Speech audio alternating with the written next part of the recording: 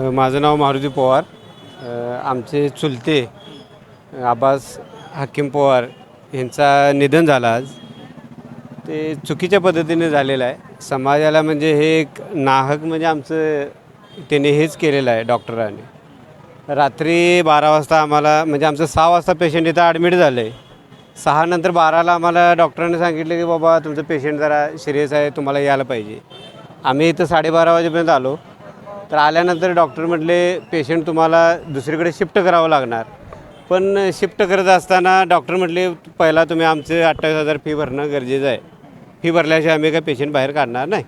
मग आता रविवारचा दिवस होता, कुणाकडे पैसे नाही. रात्रीच्या अपरात्री तुम्ही पैसे मागितल्यावर पैसे कुठून आणणार.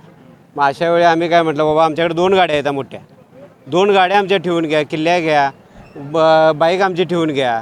पाहिजे असलं तर आम्ही मोबाईल सगळ्यांची ठेवतो, पण पेशंट आमचा आम्हाला तेवढं सोडा म्हणजे जेणेकरून त्याचं काहीतरी जीवाचं आम्ही काय ते वाचवू शकेल. तुम्ही म्हणताय पेशंटची कंडिशन एवढी म्हणजे वाईट आहे, मग डॉक्टरांनी एखाद्या पेशंटकडे बघायचं का पैशाकडे बघायचं. ही आता दुर्दैवी घटना जे घडलेलं आहे याचं सर्वस्वी जबाबदारी ही डॉक्टराचीच आहे. हे आमच्या सगळ्या समाजातर्फे आम्ही सांगू शकतो. माझं नाव राजू सुब्राव काळे, राहणार उजगाव पूर्व शांतीनगर. रविवार संध्याकाळी 6 वाजता आमचे आत्तेभाऊ ह्या मंगल हॉस्पिटलमध्ये ॲडमिट झाले. आम्हालाही काही दुःख वाटत नाही की मंगलमय हॉस्पिटल ह्या उजगाव गावात प्रसिद्ध आहे आणि आहे लोकसेवेसाठी असल्यामुळं आम्हालाही काही अडचण नाही. खरं त्यांच्या ज्या चुकीच्या पद्धतीनं जो कारभार चालू आहे, काल संध्याकाळी 6 वाजता पेशंट चालत येऊन छाती दुखते म्हणून त्यांच्याकडे ॲडमिट झाला. ॲडमिट झाल्यानंतर त्यांनी म्हटले 8 वाजता म्हटले भात जरा खायला दिला. त्यानंतर 10 वाजता म्हटलं पेशंट क्रिटिकल झाले. नातेवाईकांना म्हटले की त्यांना व्हेंटिलेटर लावावं लागेल.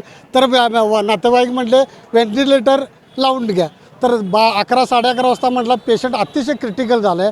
तर त्यांनी अनेक गावात आमच्या समाजात त्यांनी एक खबर दिली, म्हणजे फोन केला की तुम्ही या, कोणतरी या.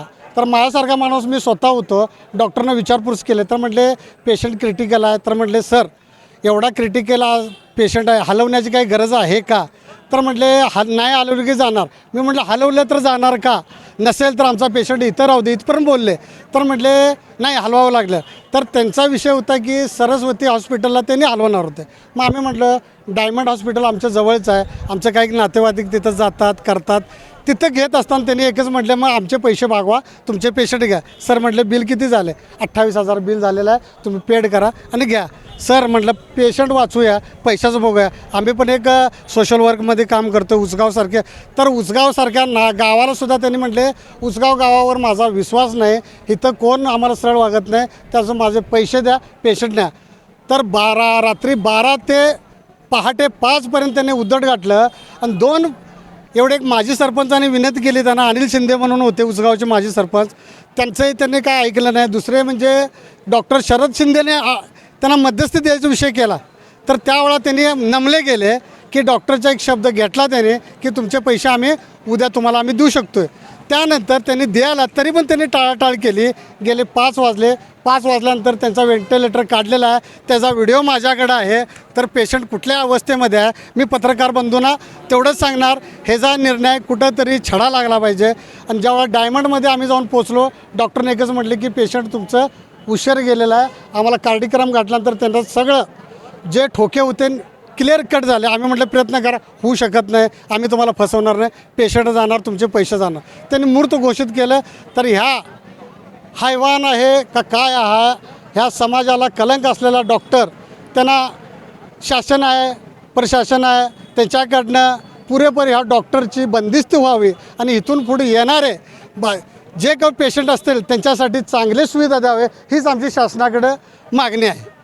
आणि त्यांना ह्यात गुन्ह्यात जर अडकलं असेल तर त्यांना कायद्यात त्यांची शासनाने त्यांची जबाबदारी घ्यावी. तुम्ही इथं थांबलेलाच आहात, आता नेमकी आपली मागणी नेमकी कशी असते. आमची मागणी एकच आहे की डॉक्टरने समोर यावं, जे काय त्यांच्याकडनं काल रात्री घडलेलं आहे त्यांनी समोर मीडियासमोर सांगावं. आणि आम्हाला नातेवाईकांनाही सांगावं की मी पैशाकडे बघितलो आणि मी माणसाकडे बघितलं नाही, ही माझी चूक झालेलं आहे. त्यानंतर शासन आहे, प्रशासन आहे, डिव्हिजन आहे, त्यात कुठले कलम त्यातनं बसू शकतात. डॉक्टरच्या आज आपण बघू शकतो आहे, तुम्ही मीडिया आहात, तुम्ही सगळ्या जगात सांगता, तुमच्याकडे सगळंच आहे, त्यामुळे तुम्ही पुढं आवाज उठवू शकता, ही विनंती मी मीडियाला करतो.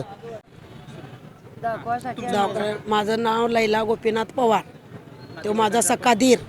माझा थोरला दीर तो असं तुमच्या दीराला ॲडमिट केल्यावर आम्ही बघायला आलो संध्याकाळी 6 वाजता. हे डॉक्टर काय आम्हाला आत जाऊच देना. दुपारी आल्यावर त्याला वरण भात त्यांनी बसून खाल्लाय. बाथरूमला पण एकटाच गेला तो. बाथरूमला जाऊन एकटा आला. बाथरूमला जाऊन आला. मग नंतर वरण भात त्याला दिलं खायला. मग आम्ही म्हटलं घरला जाऊ काय, तर ते आमचा दीर म्हटलं जावा, मला आता काय नाही. जर त्यावेळेला तुम्ही जर डॉक्टर लोक जर आमची त्या पेशंटची जर कंडिशन जर बेकार होती तर तुम्ही आम्हाला सांगू शकत होता सा, सांगायला पाहिजे होता सा तुमच्या पेशंटची कंडिशन बेकार आहे, माझ्या हातनं काय होत नाही, तुम्ही दुसऱ्या दवाखान्याला घेऊन जावा.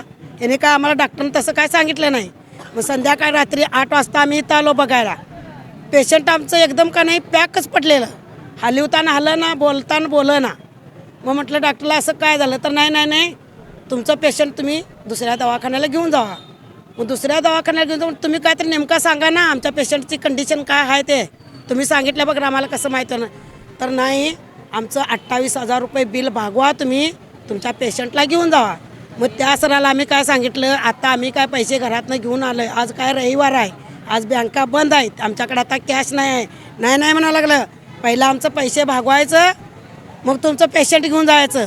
मग माझ्यासाठी माझी 2 भाऊ होतं, राजू काळे आणि दुसरा राजू चव्हाण. ते आमची दोघं भाऊ मिनत्या करायला लागल्यात, बाबा तुला आमच्यावर विश्वास नसेल तर माझी 12 लाखाची गाडी आहे, 2 रिक्षा आहे, तुम्हाला पाहिजे असलं तर माझ्याकडली मोबाईल ठेवून घ्या. तरी तो ऐकनाच नाही. ऐकल्यावर का नाही, गांधीनगरचे दोघं पोलीस स्टेशनमध्ये पोलीस बोलवलं. मग त्या पोलीसला समजूत घाल, त्यांनी जर जबाबदारी, पोलीस म्हटलं मी जबाबदारी घेतो, तरी बी काय ऐकना. मग तुम्हाला आता तुम्ही डॉक्टर लोक काय सा, ॲम्ब्युलन्सचं जोडणा कोणी करून द्यायला पाहिजे, तुम्ही डॉक्टर लोकांनी करून द्यायला पाहिजे का आम्ही नातेवाईकनं करायला पाहिजे सांगा. मग तो काय ॲम्ब्युलन्स मागवणाच. मग आम्ही इकडं तिकडं करून मोठी ॲम्ब्युलन्स मागवली. त्याच्यात सगळंच होतं सर, आपलं बीपीचं ठोकं वाढायचं ते सगळंच होतं. मग त्यांच्यापाशी कुठलं मिशन नव्हतं, ह्या डॉक्टरपाशी मागितलं. तो डॉक्टर म्हटला माझ्याकडे मिशन नाही, तर तो ॲम्ब्युलन्सवाला डॉक्टर म्हणाला मग तुम्ही असलं कसलं डॉक्टर म्हणायचं, हे जर वस्तू तुमचं नाही तर हे पेशंट जाऊन आम्ही पोचवायचं कसं. आणि पेशंट इथं एक्सपायर होऊन 2 तास झालेलं, ते तरी आम्हाला सांगायला पाहिजे, ते सांगितलं नाही, खाली झालेलं. मग आम्ही त्या पाया पडून म्हटलं बा तू उद्या तुझं पैसे आम्ही काय बी करून भागू, कारण आम्हाला पेशंट आम्हाला पोचवू दे. मग ते पेशंट आम्ही उचललं, इकडं बाहेर आणलं रात्रीचं. बाहेर आणल्यावर त्याच्या अंगावर आम्ही चादर घेतल्या डॉक्टरांची, ते चादरसुद्धा त्यानं वडून काढून घेतली. सर आमचं उघडं पेशंट आम्ही घेऊन गेलो डायमंडला. मग डायमंडचं डॉक्टर म्हणाला तुमचं पेशंट संपून आता 2 तास झालं. मग ह्या डॉक्टरला आम्ही काय करायचं सर तुम्ही सांगा. मग याला डिग्री कुणी दिलं असेल, पेशंट वाचवायसाठी दिलं का पेशंट मारायसाठी दिलं. आता आमचा पेशंटचा मला निर्णय पाहिजे. तुम्ही असं आम्हाला का फसवलं असा, ज्यावेळी आमच्या पेशंटची कंडिशन जर बेकार होती ना, तुम्ही 2-4 वाजता तुम्ही आम्हाला सांगायला पाहिजे होता असा. आम्ही कुठल्या तर मोठ्या दवाखान्यात आम्ही दुसऱ्या डॉक्टरला दाखवलं असतं ना. तुम्ही आता 28,000 साठी आमचं लोकांचं मडं काढलं माझ्या दिराचं. मग आम्ही लोक का ग बसू, का आम्ही ग बसू. त्या डॉक्टरला अटक व्हावं, आम्ही इथनं उठावं, नाहीतर आमचं पिरीत सकट आम्ही इथं बसणार. डॉक्टरला अटक व्हायलाच पाहिजे, एवढंच सर आमचं म्हणणं, बाकीच काय नाही.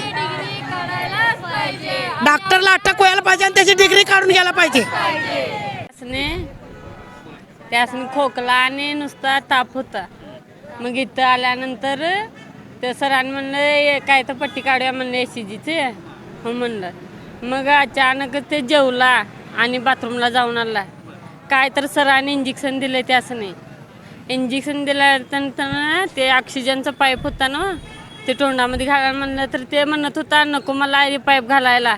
तरी पण ते इंजेक्शन करून सरांनी घातलंय.